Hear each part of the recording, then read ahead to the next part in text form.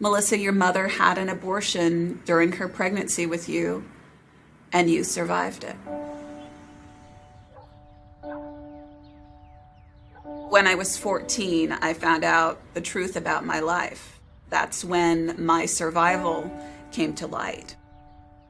When I first found out, I was devastated. And that night I struggled with anger for the first time.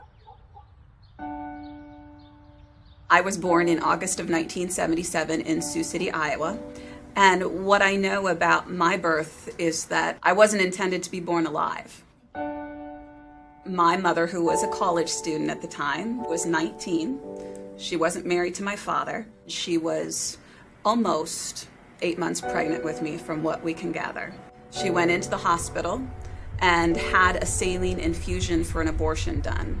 The saline infusion abortion involves injecting a toxic salt solution into the amniotic fluid surrounding that preborn baby in the womb. And the intent of that salt solution is to actually scald the child to death from the outside in. I soaked in that toxic salt solution for 5 days.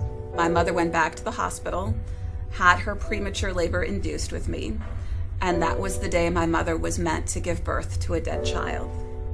The medical professionals initially believed that the abortion had succeeded in ending my life. The joy for me is realizing that that day when I was left for dead in the hospital, a nurse heard me. That nurse and that team of professionals understood that my life was worth trying to save. After I survived that failed abortion, my biological parents made an adoption plan for me. And I'm really blessed because my adoptive parents met me while I was still being cared for in the neonatal intensive care unit. And my parents tell the story of how the first time they laid eyes on me lying in the incubator, they fell in love with me. And, you know, I always joke, I know I wasn't a pretty baby. I know that about myself. But my parents saw the inherent beauty that existed in me. I want everybody to see that.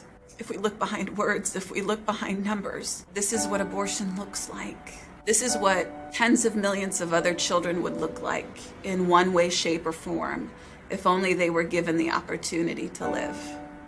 It's not just a word. It's not a statistic. It's not just a choice, just a right.